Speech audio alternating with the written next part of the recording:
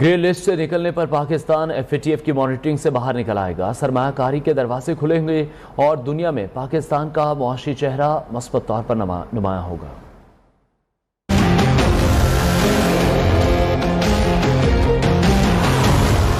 FATF grey list سے قدم باہر رکھتے ہی پاکستان پر معاشی مشکلات کم ہونے لگیں گی، دنیا کو ایک مثبت پیغام جائے گا، سرمایہ کاروں کا پاکستان پر اعتماد بحال ہوگا، بین الاقوامی تجارت کے راستے ہموار ہوں گے، آن لائن مالی ادائیگیوں کی بین الاقوامی کمپنی پے پال بھی پاکستان میں اپنی سروس کا آغاز کر سکے گا۔ گرے لسٹ سے نکلنے کی صورت میں FATF ٹیم پاکستان کا دورہ کرے گی تاکہ خود تسلی کر سکے۔ جو FATF کی آج کی ایک خبر آنے جا رہی، جو FATF کی خبر آنے جا رہی وہ ہمیں پوری امید ہے۔ امید کیوں ہے؟ امید اس لیے ہے کہ ہم نے تو جب باہر کی دنیا نے دیکھا کہ یہاں سے تو اربوں روپے کی منی لانڈرنگ ہو سکتی ہے، تو انہیں یہ خدشہ ہوا کہ یہ اربوں روپے خدا نہ خواستہ دہشت گردی میں بھی جا سکتے ہیں، اور یہ بات غلط نہیں، جب ایک پیسہ جاتا ہے تو پھر پتہ نہیں چلتا کہاں جا سکتا ہے۔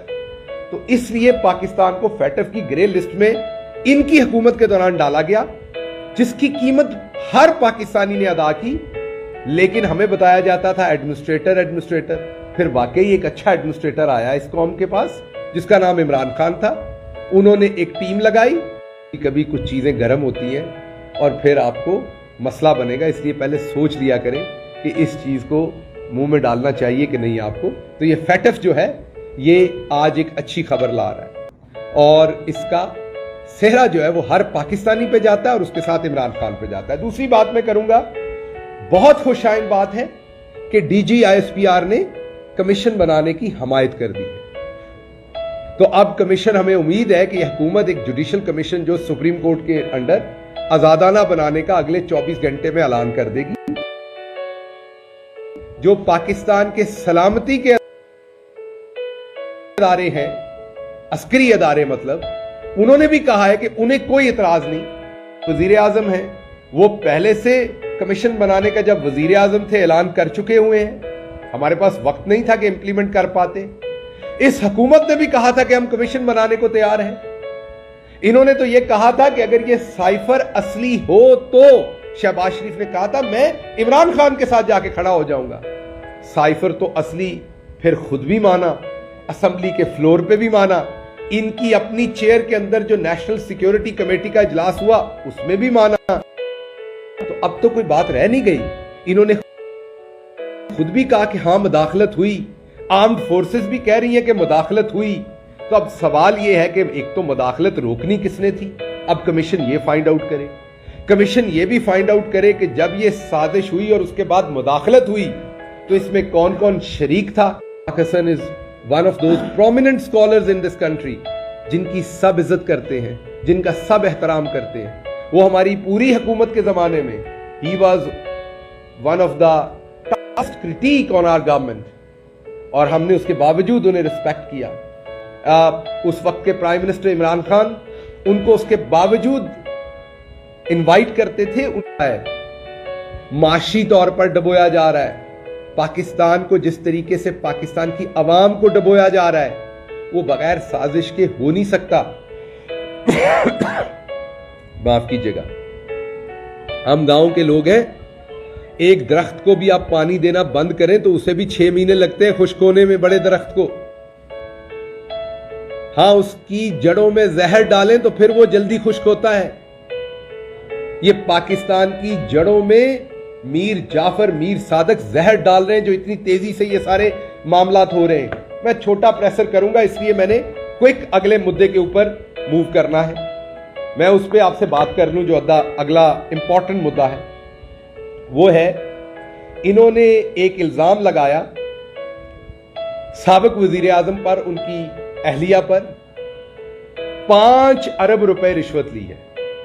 میں نے سابق وزیر اعظم صاحب سے بات کی اور وہ خوشخبری میں نے یہ بتانی تھی انہیں کہ وہ 5 ارب روپے مل گئے ہیں۔ وہ جو رشوت لی تھی وہ 5 ارب روپے مل گئے ہیں۔ اب میں نے آپ کو ایڈریس دینا اور آپ نے وہاں سے جا کے ریکور کرنا ہے۔ وہ 5 ارب روپے آپ کے اسی قطری پھپھے کے پاس پڑے ہوئے ہیں जिसने आपको अपार्टमेंट लेके दिए थे। तो आपने अपने उसी कतरी के साथ राब्ता करना है और उसे बताना है कि वो वाला 5 अरब भी वहीं पड़ा हुआ है, उठा ले वहां। क्या गया, करप्शन की गई। तो इसका मतलब ये हुआ कि मलिक रियाज साहब ने एनसीए को खरीदा है या मैनेज किया है। जाहिर बात है, एक केस एनसीए के पास चल रहा है, तो उससे रिलेटेड कहीं पे भी कोई करप्शन होगी तो एनसीए तो इन्वेस्टिगेशन है। अगर मैं यहां बैठ के भी पैसा लूंगा तो एनसीए तो उसको उसकी प्रोब करेगा। तो you are trying to tell us that you bought NCA और Malik Riyaz bought NCA. So इसका मतलब यह है कि जो आप पिछले दिनों एक क्लेम कर रहे थे कि एनसीए बेटे ने खरीदा किससे, हसन नवाज से, आप तो यहां पर यह कहते हैं कि हसन नवाज कुछ नहीं करता, वो स्टूडेंट था, उसका कोई कारोबार नहीं है। ये आप खुद कहते हैं, हम नहीं कहते। हुसैन कहते कारोबार करता है, हसन कहते हैं वेला है, वेलड़ है, उसका कोई कारोबार नहीं, वो कुछ नहीं करता। ये आप कहते रहे हैं। तो हसन नवाज को क्या फिर उसी कतरी फुफे ने पैसे दिए थे ये अपार्टमेंट लेने के लिए? मेरे भी पे ने ਉਹਦੇ ਕੋਲ 743 रुपए। आजकल डीजल पेट्रोल बहुत महंगा है, अभी तंगी, खुदा की कसम तंगी आ रही है। बेशर्मो, अगर हम तुम लोगों की तरह के करप्ट वजीर होते तो आज हमें परेशानी ना होती। दिल पे हाथ रख के अल्लाह को हाजिर नाजर जान के मैं ये अल्लाह को हाजिर नाजर कि जो पेट्रोल डीजल के रेट बढ़े हैं, इससे मुझे तकलीफ हो रही है जब मैं गाड़ी में पेट्रोल डीजल हुआ, क्योंकि हमने हक हलाल के पैसे के साथ ये करना है। तुम लोगों वाला हाल तो है नहीं। तो इसलिए मुझे अब ये बताएं आप कि आपके हसन के पास ये पैसा कहां से आया? आप तो कहते हैं वो कोई काम, आप बेइज्जत कर रहे हो। तो पहले तो मैं ये बात कर दूं। तीसरी बात ये की गई कि इसमें एक ट्रस्ट को जमीन दी गई। ये बात की गई कि एक ट्रस्ट को जमीन दे के खान साहब ने रिश्वत ले ली। ट्रस्ट कौन सा है बता देता हूं। यहां सहावा है, सोहावा सॉरी, झेलम के रास्ते में सोहावा है, जो दूसरे मुल्क के लोग हैं उनको बताने के लिए, मीन इस्लामाबाद से करीब ही है। वहां पर एक यूनिवर्सिटी बनाई गई है जिसमें 100% गरीब बच्चे स्कॉलरशिप पे पढ़ते हैं। जैसे शौकत खानम हॉस्पिटल खान साहब की मलकियत नहीं है, गरीब आदमी की मलकियत है वो यूनिवर्सिटी। वहां गरीब आदमी का बच्चा 100% फ्री पढ़ता है। अगर उसको किसी प्रॉपर्टी के बंदे ने जमीन दी है तो उसने सवाब के लिए दी होगी अल्लाह मियां से। उस पर खान साहब पे क्या आसान है, खान साहब पे क्या रिश्वत है उसकी? आप कल को अपनी जमीन कब्रिस्तान के लिए वक्फ करते हैं तो इसका आपका, अगर आप अपने गांव में करते हैं तो आपका किसी पे एहसान क्या है? आपने अल्लाह के लिए की है। आप किसी स्कूल को देते हैं, आप मस्जिद को देते हैं, आप कॉलेज की जमीन के लिए देते हैं, तो आपकी किसी पे कोई एहसान नहीं है, रिश्वत नहीं है। ये आपका और आपके अल्लाह का मामला है। इसलिए शर्म करें। आप खान साहब से फरा बीबी का हिसाब मांगते हैं और खुद जब ये आपका गोंगलू जाता है अंदर, ये शहबाज शरीफ, ये कहता है मैं अपने बेटों का जवाब दे नहीं हूं, मेरे बेटे कारोबार करते, मैं उनका जवाब दे नहीं हूं, सियासत मैं करता हूं।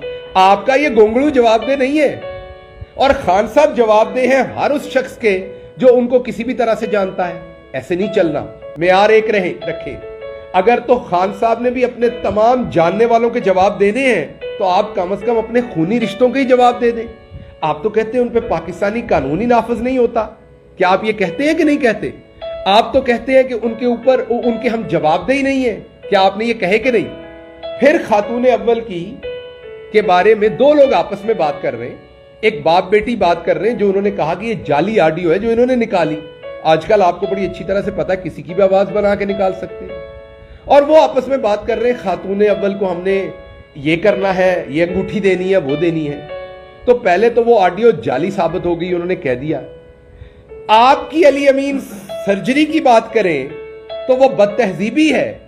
आप किसी घरेलू खातून के बारे में बातें करें तो वो बदतहजीबी नहीं है। आपकी जुबान खींच ली जाएगी अगर आप लोगों की घर की खवातीन को जाली तरीके से चीजों में इन्वॉल्व करेंगे। और हम आपको ये अपोजिशन में बैठ के कह रहे हैं, हमको आबद शेर अली की तरह वीजा लगा के उसी दिन बाहर नहीं भाग गए। हम यहां आपके सामने खड़े कह रहे हैं। हमें यह भी पता है कि मरियम औरंगजेब शहबाज शरीफ को बैठ के कहती हैं कि सबसे पहले इनके स्पोक्स पर्सन शहबाज गिल को उठा लेते हैं। बीबी अभी केपी हाउस हूं, अभी यहां से बनी गाला जाना है, रास्ते में जहां दिल करता है उठा ले, हम तो उठने के लिए बैठे हुए हैं।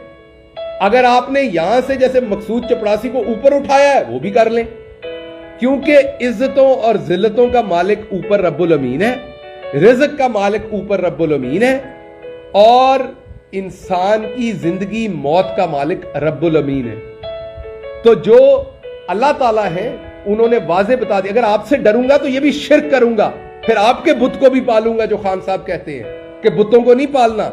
अगर ये राणा सनाउल्लाह के बुत से डरूंगा तो फिर ये भी शिर्क करूंगा, क्योंकि अल्लाह कहता है मेरे सामने झुको, सिर्फ मेरे से डरो। तो आपसे इस तरह हमें डर नहीं लगना। आप अगर लोगों की घर की खवातीन के ऊपर बात करेंगे तो फिर आपकी प्लास्टिक सर्जरी के बिल बाहर आएंगे, फिर जवाब आएगा, और वो बिल किसने पे किए उसके जवाब आपको देने पड़ेंगे। अगली बात मैं आखिरी कर दूं और उसके बाद मैं आपके सवालात लेता हूं। दो चीजें सिर्फ क्विकली। पंजाब में जो तमाशा हो रहा है वो आपने देख लिया है। जब हमजा शहबाज पे बात आती है बेंच टूट जाते हैं, जब आती है बेंच टूट जाते हैं। तो फैसला कर लें, इस खानदान को डिप्लोमेटिक इम्यूनिटी दे दें, इन पे कोई कानून कोई चीज ही नाफज ना हो, ना कोई मुकदमा हो, ना इनके बारे में सुनवाई हो, जो ये कहे वो कानून है। चलते फिरते बंदे को कहें ये इसका घर मेरा है, उसकी जायदाद मेरी है, मेरी ओहदा मेरा है, तो इनको एक इम्यूनिटी दे दें, डिप्लोमेटिक इम्यूनिटी दे दें खुली, या इन्हें बादशाह बना दे मुल्क का, काम खत्म हो जाए। दूसरी बात, कराची का इलेक्शन आपके सामने है। पीटीआई जिस रेस में नहीं है 8% टर्न आउट है। जब पाकिस्तान तहरीक इंसाफ रेस में नहीं है तो आपको नजर आएगा वो रेस नहीं है। ये समझ जाना चाहिए सबको। गधों को अगर आप दौड़ाएंगे, घोड़ा उसमें नहीं दौड़ेगा, वो डरबी रेस नहीं होगी, वो खोता रेस होगी। इसद आपकी रेमिटेंसेस जो है वो नीचे चली गई हैं, उनका कसूर नहीं है, उन्हें पता है थे चोर ठग आ गए। इनका क्या पता कब उनके डॉलर पकड़ लें, जैसे पहले इन्होंने पकड़े थे और ना दे। LSM लार्ज स्केल मैन्युफैक्चरिंग जो बहुत इंपॉर्टेंट रीढ़ की हड्डी होती है, वो आपकी 13% चली गई है मंथ ऑन मंथ बेसिस पे। मूडीज ने डाउनग्रेड कर दिया, रुपया आपका 30 रुपए से नीचे चला गया है, 30 रुपए से ज्यादा है, जिसकी वजह से सिर्फ रुपया नीचे होने की वजह से 4000 अरब रुपए का कर्जा आप पर एक्स्ट्रा चढ़ गया है। मैं कर्जा लेने की बात नहीं कर रहा, सिर्फ डिवैल्यूएशन होने से। आपने सब कुछ देख लिया। इससे निकम्मा तो मेरा ख्याल है कि शायद कोई पाकिस्तान के अंदर किसी बंदे को बना दे, इससे निकम्मा कोई बंदा आपको कहीं नजर नहीं आएगा। निकम्मा तरीन बंदा बना दे तो वो इनसे बेहतर फैसले करेगा जो कुछ हो रहा है। एक्सीडेंट हुआ दानियाल साहब का, अल्लाह उन्हें शिफा दे, अल्लाह उन्हें बहुत जल्दी सेहतियाब करे, हमारी दुआएं उनके साथ हैं। मुझे जब मेरा एक्सीडेंट हुआ विप्लैश से, मैं 2-3 हफ्ते, तो मुझे याद है बहुत सारे नून लीग के लोग उसका मजाक उड़ाते थे। मेरी दुआ है कि अल्लाह उन्हें महफूज रखे, और उन्हें कमीशन पे कोई इतराज़ नहीं है। तो इसलिए फौरी तौर पर हम ये समझते कि बड़ा खुशाइन बयान है चाहिए। और एक और जो इस